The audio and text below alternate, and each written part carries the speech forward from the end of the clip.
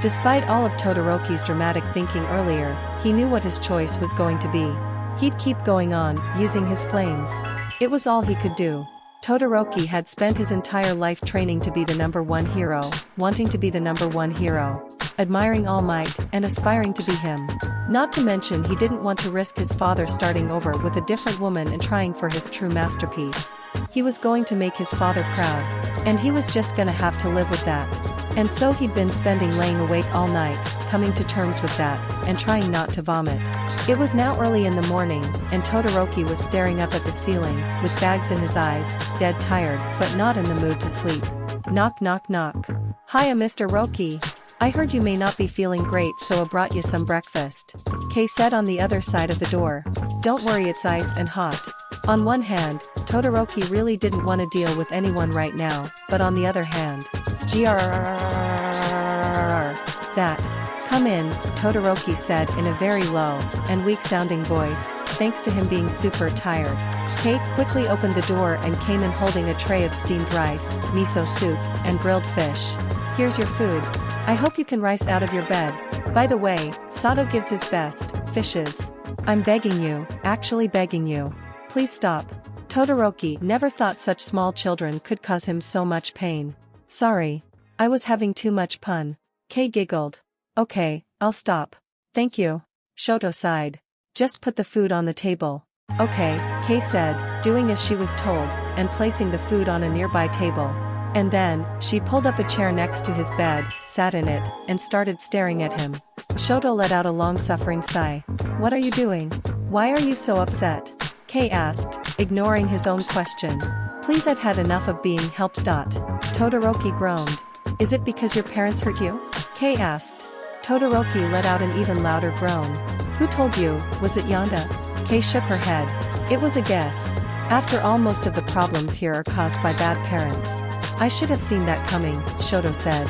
He wanted to be upset that in his sleep-deprived state, he let himself reveal his secret to yet another person, but he was honestly just too tired to even muster up his usual rage. So is your daddy the reason you're so upset? Kay asked innocently. Todoroki sighed. It was clear that the girl wasn't gonna leave him alone anytime soon, so he'd need to find some way to persuade her. Yes. He's been stuck in my mind, and I'm very angry at him, but I'll have to do something that'll make him happy, and so I'm trying to accept that. So I need some time alone to think. Why? Kay asked. Why what? Todoroki groaned, wondering when she'd get the hint. Why do you need to do the thing that'll make him happy? Kay asked him, giving him a concerned look. Is he making you? He tried that and failed. Todoroki thought to himself.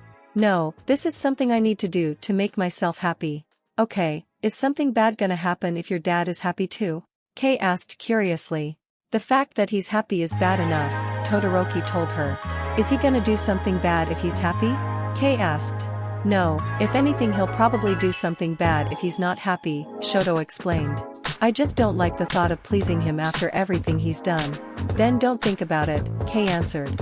It's not that simple. Shoto immediately replied. I can't just not think about it. Why not? Have you tried? Kay asked. Shoto opened his mouth to say something along the lines of course I have. Before stopping, and really thinking about that question. Had he really tried that? Did he ever really make an attempt to stop thinking about his father?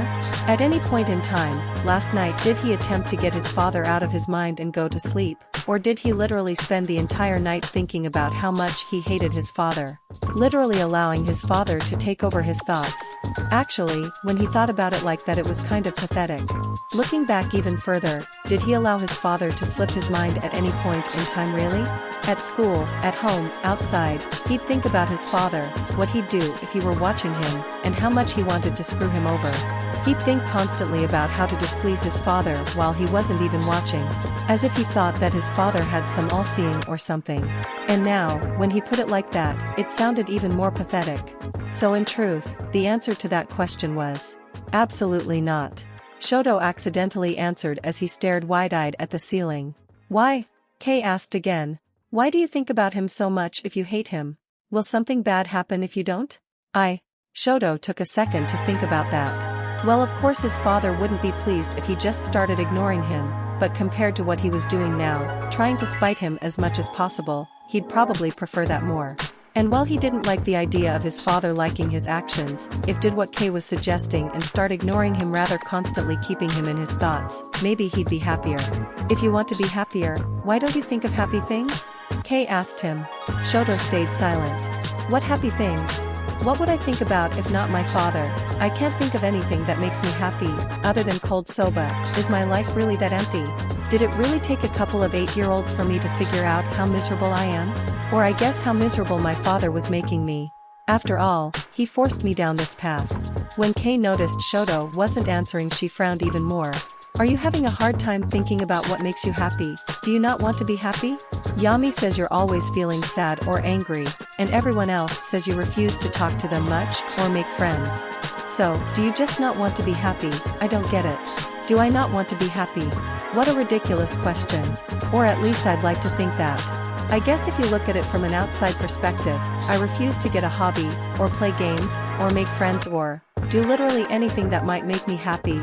Maybe it's not all my father's fault that I'm so miserable all the time. I mean, he's definitely at least part of the problem, but have I really done anything to make myself happy? Shoto thought. When I look back on my life, it just seems like I've spent half my time chasing an impossible goal, and the other half hating my father. Shoto looked over at Kay, who was staring at him with a concerned expression. How do you do it? Do what? Kay asked, looking confused. You've been through so much. Maybe more than I have. And yet here you are, smiling as if nothing ever happened. Shoto explained. So many people hurt you. Even now some people think of you as a freak or a monster. Don't you hate them? Don't just despise them with every ounce of your being? Why would I do that? Kay asked him, looking a bit upset. When my old parents, kicked me out, I did hate them at first. They were the first people I ever hated. It was my first time feeling like that. And it was gross. It made me throw up, and that was really bad because I needed all the food I could get. All hate does is make you feel worse, and make life harder. Mr. Roki, be honest, has hating your father actually done you any good? There was a long silence until Todoroki eventually responded. I can't really say it has. But still, it can't be that simple. These feelings, they can't just disappear on a whim. Maybe not. It's probably harder for you than it is for me, but I'm sure you can do it. Kay smiled at him. It doesn't sound like you tried at all, so I'm sure if you put in the effort, you can stop feeling so much hate and finally be happy with your life. She made it sound so simple. But Todoroki couldn't imagine just moving on like that. But it was probably worth a try, at the very least. XXXXXXXXXXXXX. Ochaco stood outside of Yonda's room, with a determined expression on her face. Alright, Ochaco. Izuku's too nice, so you gotta scold her yourself, let her know what she did was wrong, and explain how people could get hurt. Ochaco told herself. You know I can hear you, right? Yonda said from the other side of the door. Oh crap. Wait, ignore that word. Ochaco quickly tried to recover from her blunder. Oh Ochaco, I know pretty much every curse word by now. Yonda told her, with Ochaco getting the impression she was laughing at her from behind the door. Why don't you come in, I've been expecting you. Okay, Ochaco turned the doorknob and entered the room, to find that Yonda really had been expecting her. She was sitting down at a small table, with some tea already made. Still hot, implying that Yonda knew not only that she was coming, but figured out around the exact time she was coming. This girl is gonna be someone scary in the future. Ochaco thought to herself. Thank you, I try really hard to give that impression. Yonda said, smiling brightly at her, before motioning to the seat across from her. Please sit down, I have a feeling this talk is going to take a lot of time, so it would be great if you could make yourself comfortable. I take it back, this girl is scary now. Ochaco thought as she sat down. Yonda was just a very unnerving person. She knew everything going on in your head, nothing you thought was kept secret from her, and even now that she was grounded, and she knew Ochaco was coming to scold her, she had a big friendly grin on her face, and acted like she was in full control of the situation. Now, before we continue, I would like to clear something up. Yonda told her, while she poured her some tea. What happened with Todoroki is absolutely not something I would do or would like to do often. I understand the consequences of my actions, being that they hurt people's trust in me, and they can be damaging to people's feelings. However, I really thought that someone's life could be in danger, so I thought this approach may be justified. And just like that, Ochaco had to rethink what she was going to start with. Okay, what about Kyoko? Did you think Kyoko's life was in danger when you manipulated her? No. And had Yami not approached me, and then bribed me, I most likely would not have gotten involved. Given how quickly and easily Yonda said that, Ochaco figured she likely predicted that she'd bring that up, and already come up with a response. In fact, now that Ochaco thought about it, it was likely that Yonda had practiced for this conversation. But I saw a chance to help my sister, and get paid, so I did what I did. Was it right? No.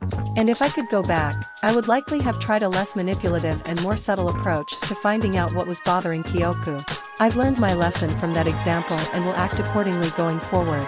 You say that, but you still manipulated people to try and help them. Ochaco pointed out. Well, that's where the comparison between then and now falls apart. Back then, if I hadn't acted at worst, Kyoko would become a, what was the word again, a yes recluse. Something that, while sad, wouldn't completely obstruct her from living a long, happy life. If I hadn't acted here, the worst is that Shoto Todoroki would live an unfulfilled life attempting to achieve something that's beyond his grasp, and eventually encounter a villain that will overpower him using only his ice, and kill him, as well as all the people he was attempting to defend. Yonda responded. In other words, I don't think two situations are all that proportional. Well, you're not wrong. Ochaco admitted, wincing slightly as she imagined Yonda's proposed, worst-case scenario. But you don't know that's going to happen. I would understand if you knew for certain that that would happen if you didn't do what you did, but what if none of that ever happened? What if he just learned to use his fire on his own, or if Principal Nizu or Aizawa helped him, or if that scenario just never happened, and he lived his life just fine using his ice? Yonda sighed. Alright, let's start with your last point. What if he lived his life just fine with only using his ice? Firstly, there are many villains who either have the ability to break his ice, or simply melt it, and he would be handily defeated by a good amount of them. At best, he would need to be saved or supported by other heroes, at worst, well, you know. And given how against working with others he is, it's far more likely that the latter will occur. And while it is entirely possible for him to simply never encounter these villains, it's about equally as likely for him to run into them, especially if he's gunning for the #1 spot. As years go on and he's still not even in the top 10, he'll get more and more desperate to prove that he doesn't need his fire, until that leads his death. In fact, looking at all those facts, I'd say far more likely for him to encounter villains he won't be able to beat, than not. And as I said earlier, given his lone wolf nature, it's unlikely for him to have people around to help him should he get in over his head. Putting all those facts together, what do you think is the most likely scenario if Todoroki continued only to use his ice? It would be, really not good. Ochaco cringed. She didn't expect the girl to completely dismantle her point like that.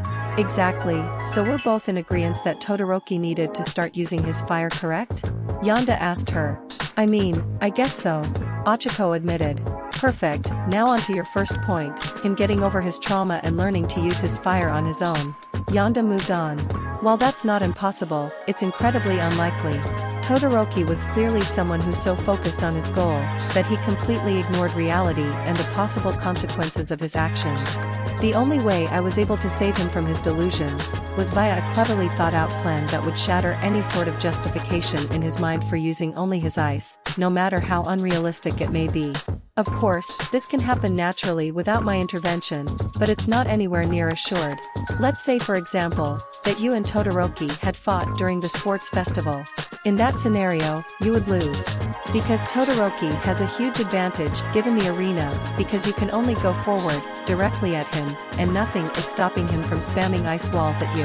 And if anyone else beat Todoroki, like say Bakugo, he could just say to himself that he'll train to become stronger than them. I needed you to beat him because once he sees that even as strong as he is, he can't beat you at less than a quarter of your power, it'll be harder for him to justify thinking he can grow stronger than you, at least with just his ice.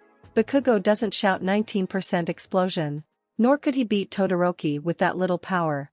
It needed to be you. Of course, it is possible that you could beat him at the sports festival or in training if you used a higher percentage, but then that would defeat the point. If you beat Todoroki at 50%, then he might be able to delude himself into thinking that he can grow strong enough to beat you one day. The less power you use to beat him, the harder reality hits him.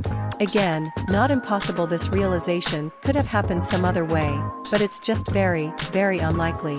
Ochaco stared at her in awe for a few moments. She put so much thought into this. Yonda pouted at her. Of course, I did. I was messing around with people's emotions and telling lies for the sake of trying to save someone's life. That's not something you do without thinking. I spent pretty much a whole day thinking over the possibilities of my actions or inaction. Well, I'm glad she at least thought it over. Ochaco thought. Now on to your last point. Yonda said, not giving Ochaco any time to think.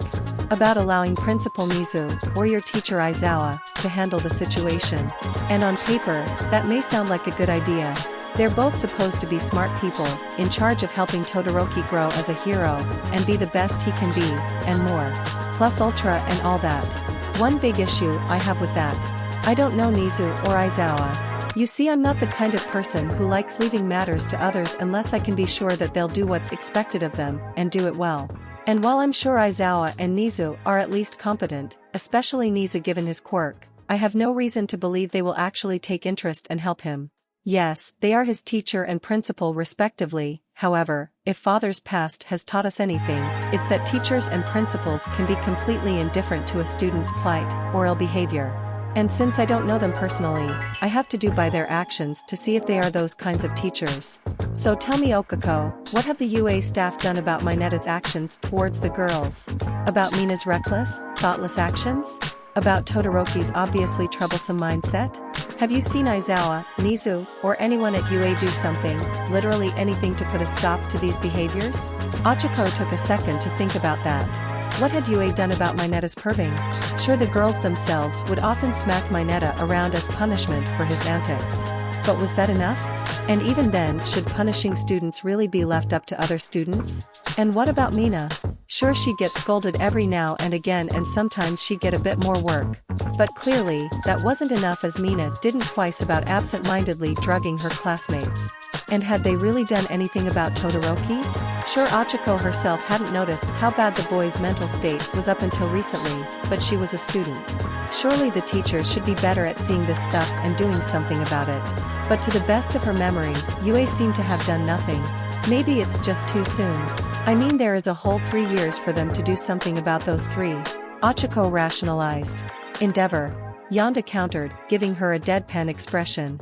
Now, I'm not going to give you any more information about Todoroki's situation than you already know. But since I can read your mind, I already know that you've figured out that Endeavor is the cause for Todoroki being the way that he is. Endeavor was also a UA student. So clearly, UA has completely ignored troublesome behavior in the past, so what makes you think it's different now? I don't think Aizawa was a teacher back then, but Aizawa is shown to expel any student he finds lacks potential, which sounds like to me as one who's difficult to work with.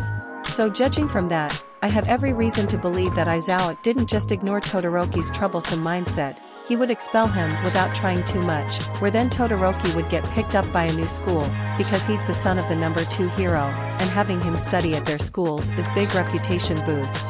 Where they would likely do something similar to what father's schools did with Bakugo, and treat him like a king, never challenging him or trying to change anything, allowing him to become a pro-hero with only his ice.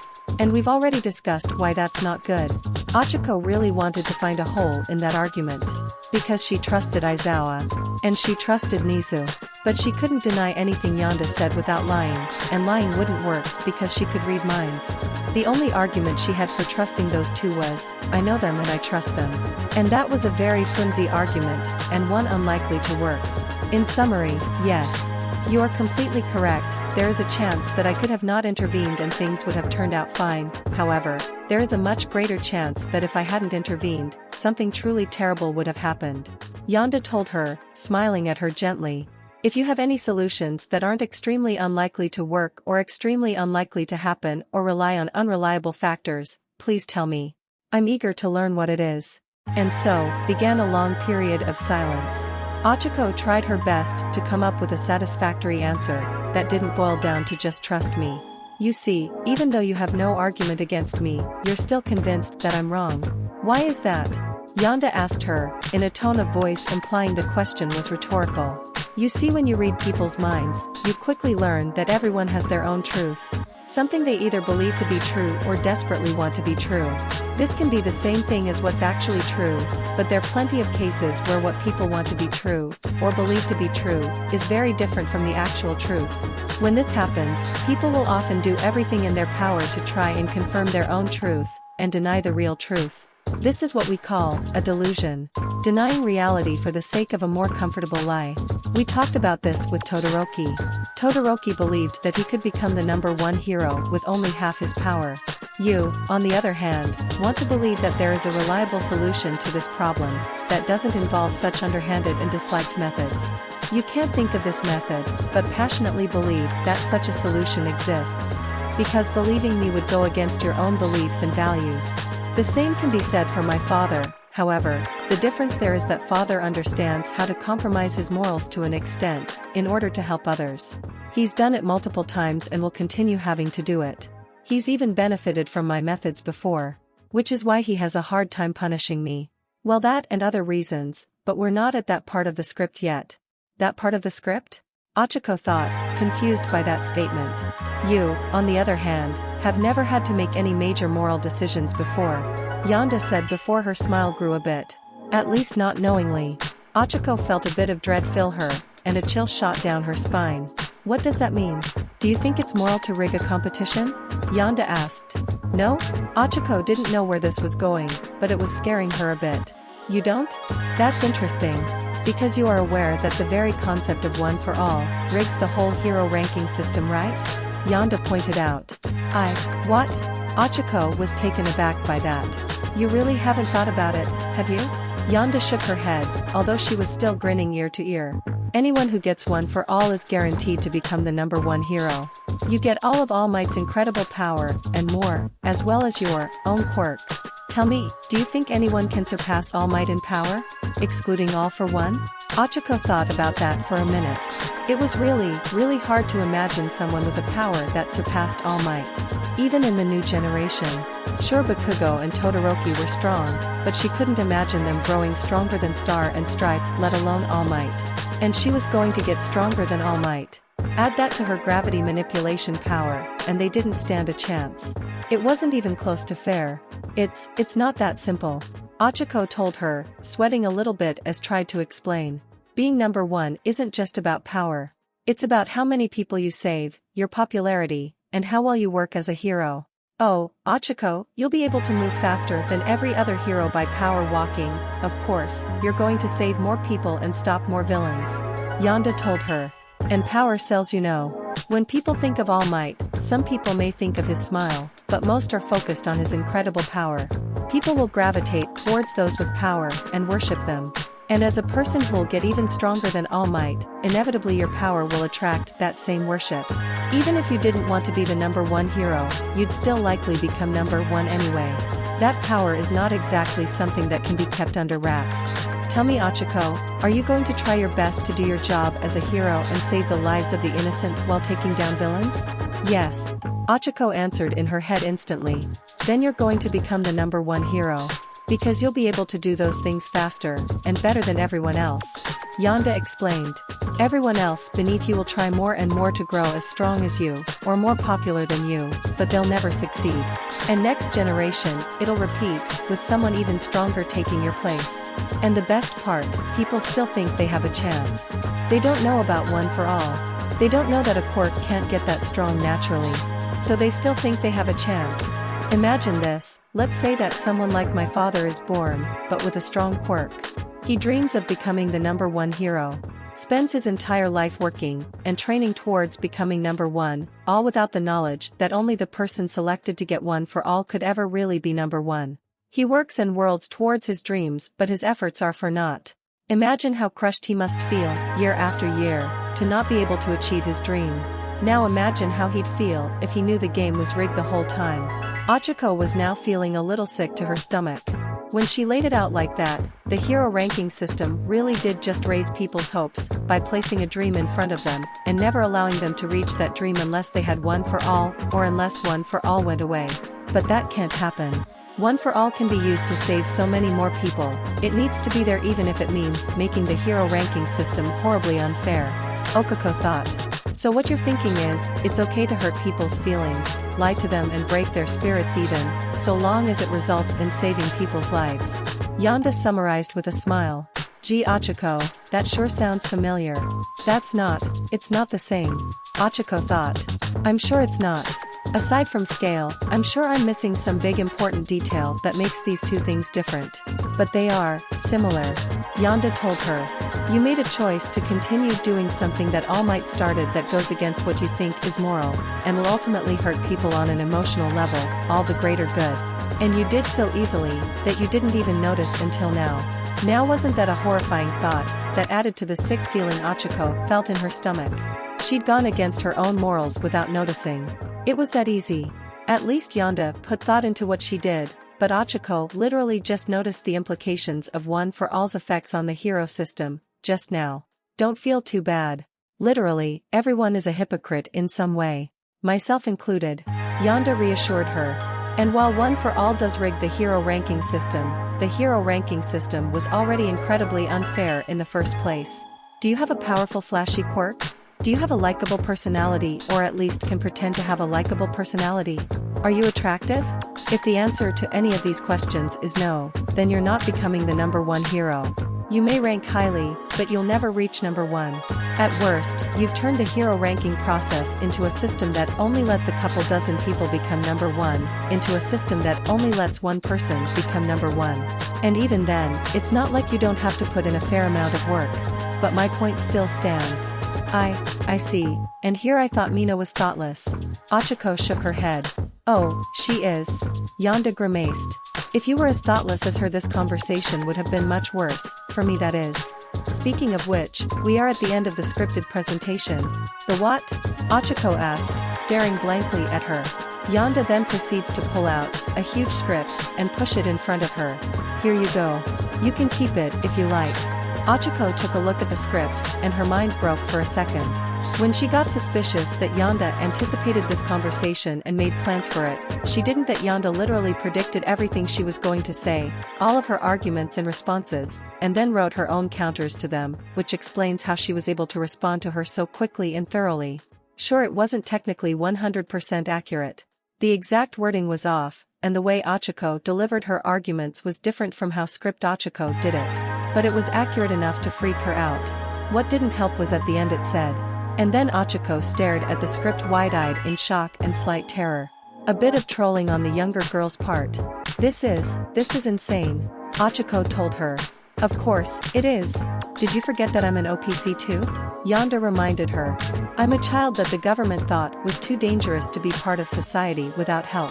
I can't punch down buildings like Kiba, knock down forests like Kai, or set everything on fire like Netsu. This is what makes me so scary. Funny enough, Ochaco often would forget that Yonda was an OPC. She never broke anything, or set anything on fire, or dissolved anything in acid. But now she'd never forget it. I don't really like showing people this side of me, because it makes it harder for me to get what I want. But I don't mind it if it's you. I like you, Yonda told her. And I owe you after I used you like I did. I want you to know me even better. So, how about we have a long talk? Ochaco gave her an apprehensive look. On one hand, this girl made her very uncomfortable. She just didn't agree with the way she looked at things, and how she handled things. But at the same time, she was a little girl, whose quirk made her look at the world in an entirely different way. And it's not like she was a bad person, or wanted to do bad or selfish things. Maybe if she understood her more, she'd be able to feel more comfortable around her. Okay then, what do you want to talk about first? Ochaco asked her. And Yonda gave her the widest smile yet. Notes. Okay, time to explain things again. Firstly, Yonda is not as smart as this chapter would lead you to believe.